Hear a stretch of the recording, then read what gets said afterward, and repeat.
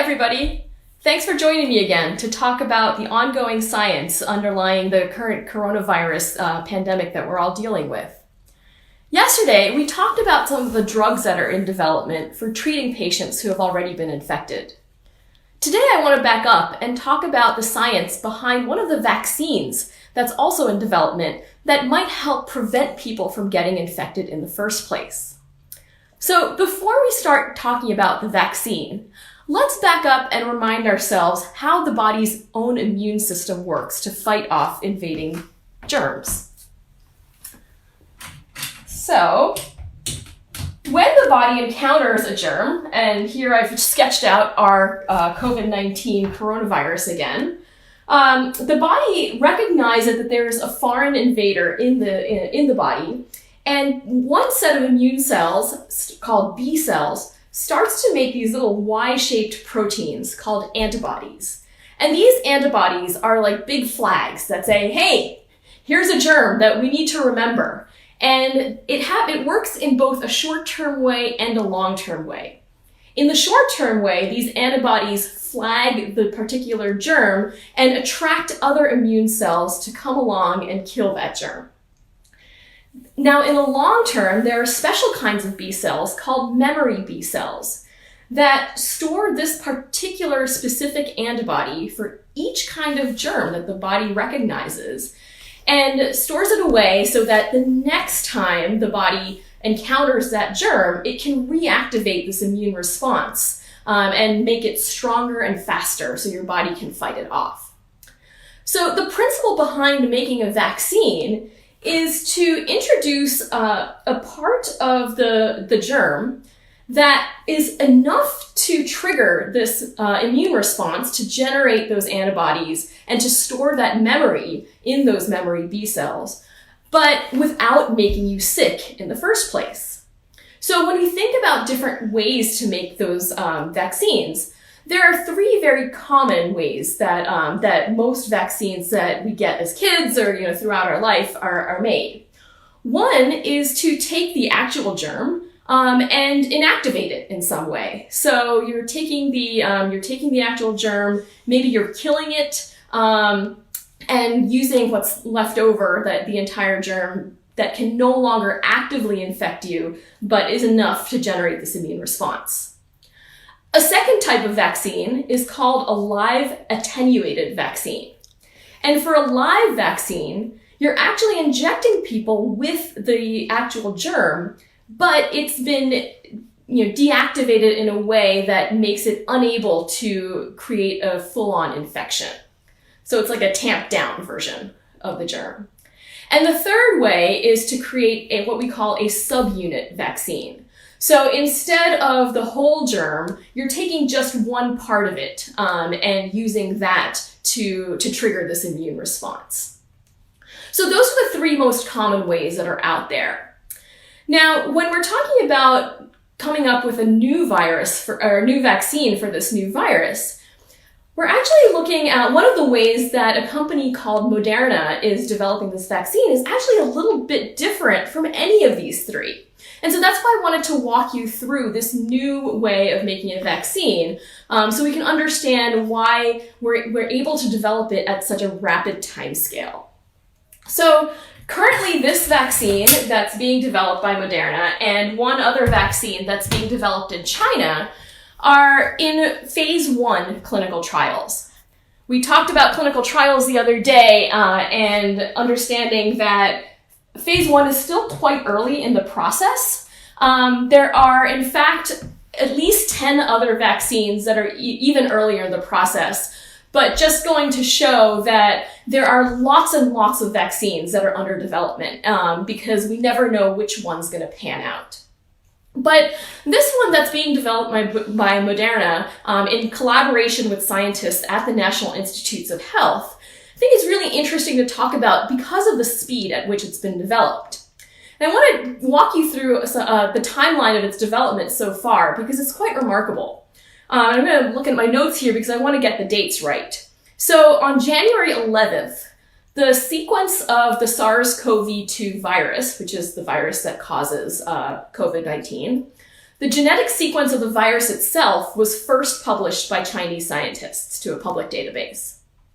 2 days later, on January 13th, Moderna and NIH scientists finalized the genetic sequence for their vaccine. So literally from sequence of the virus to genetic sequence of the vaccine in just 2 days. By February 7th, they had produced the first batch of vaccine that was ready for lab testing. And on March 16th, the first participant in the phase 1 clinical trial was injected with the vaccine. This is much, much faster than vaccines have ever been produced before. And the reason they've been able to do it so quickly is because they're using a new strategy. So I wanted to walk you through that strategy here. So remember that one of the 3 common types of vaccines we talked about was a subunit vaccine. And what the scientists across all of these different vaccine development trials have, many of them are looking at, are the spike protein on the outside surface of the virus as a likely target for a subunit vaccine. The idea here is that because the spike is the one that's actually interacting with a human cell, like that lock and key mechanism, that just that spike protein should be enough to trigger that immune response. Okay, so we're all looking at this spike protein here. But instead of trying to recreate the spike protein itself, what Moderna and NIH scientists have done instead is actually look at the genetic instructions for the spike protein. And this is called messenger RNA, or mRNA. So we know that there's RNA in the virus that's carrying its genetic information. You can produce that mRNA, that messenger RNA, in the lab, and specifically pull out the sequence for the spike protein. So now you've isolated just the instructions to create that spike that's sticking out from the outside of the virus. And what they do is they take that mRNA, so again, just the instructions, package it inside a delivery molecule, and then that delivery molecule is the vaccine. So that gets injected into patients, and inside the body, the vaccine will then fuse with a normal human immune cell, and that human cell will then start to produce spike proteins as though it had been infected by the virus. But remember, the rest of the virus isn't there. It's just the spike proteins. But the theory is that once this human cell starts producing these spike proteins on the surface, once again, the immune system will kick into gear and start making these antibodies just as it did in the normal immune response, but this time without the full effects of the infection.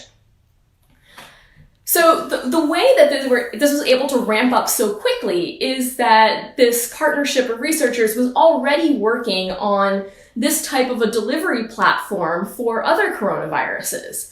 And so when this new coronavirus came along, they were able to very quickly just adapt the existing delivery molecule with the new mRNA sequence for this new virus. So now the goal of the phase 1 study is, again, to determine, is the vaccine safe and is it sufficient to generate any kind of immune response? So this is, again, being tested in healthy volunteers for now. If it follows through and we see these initial signs of promise, then it'll move on in the clinical trials process to a phase 2, where it will be tested much more widely. So this all sounds really great and it's happening really quickly. What's the catch? So the catch is that if you've tuned in on other days, we've talked about the fact that the early phases of clinical trials are actually testing new drugs or new therapies in animals first to understand what some of the mechanisms are, as well as to understand what some of the potential risks might be. One of the downsides of moving through this process so quickly is that there has not been time to do some of these early trials in animals. Oftentimes these trials are done in mice, and it turns out that normal lab mice, just kind of run-of-the-mill lab mice, their cells aren't similar enough to humans to be able to have the same type of infection. So you need to create a special type of mice that have those human cells in them, through genetic engineering, to be able to carry out these tests.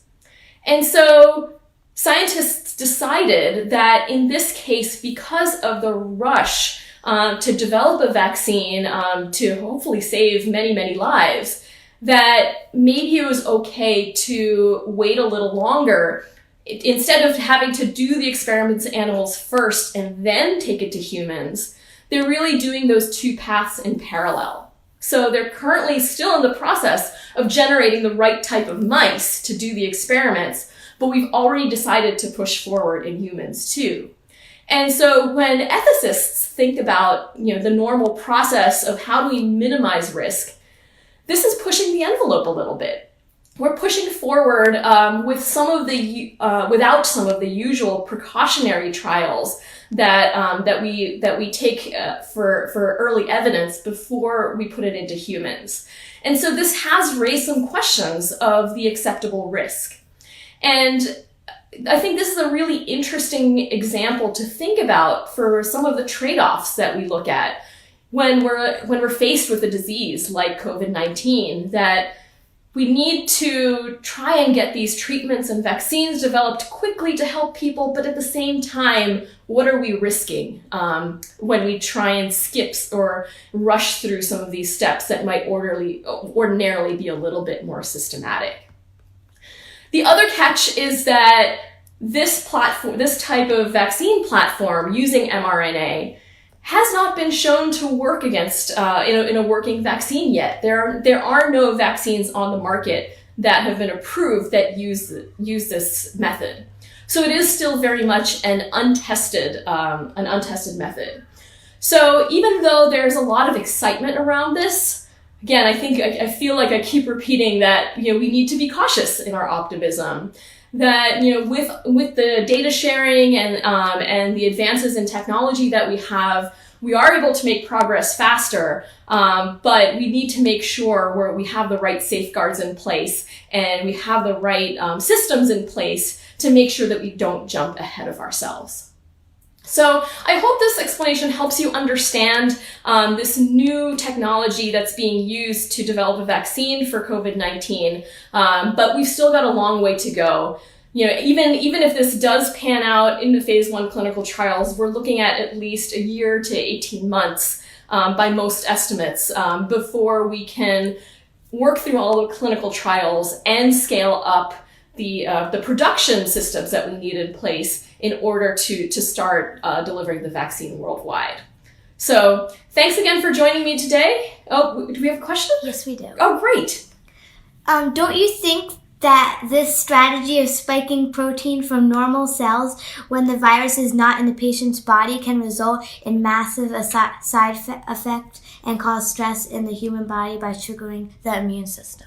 So that's a great question. So what happens if even just the spike protein ends up triggering a huge immune response? And that's actually exactly what a phase 1 trial is designed to test.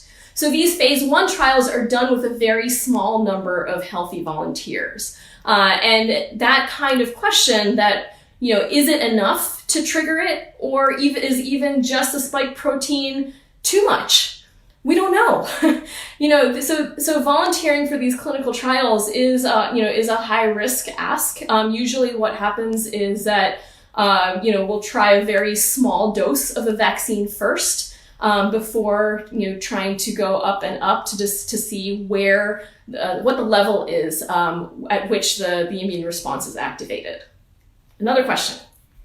What do you think about blocking the ACE2 receptors by vaccination to stop the virus from penetrating inside the system?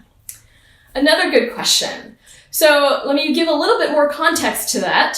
So we talked about how the spike protein forms a key that fits into a molecular lock in the human body. That molecular lock is called the ACE2 receptor. And Another strategy for developing a vaccine is to develop a molecule that could essentially fit into the ACE2 receptor and kind of jam it up before the spike protein is able to bind to it. That's another strategy, and some of these other vaccines that are in development are pursuing that strategy as well. So there's no clear-cut answer to this. The spike protein and the ACE2 receptor are the obvious ones to interfere with their interaction, because that's what then allows the virus to attach to the cell and inject its material through the infection. But I think it's absolutely possible that looking at both sides of that lock and key mechanism could potentially yield a vaccine. Any other questions? Nope.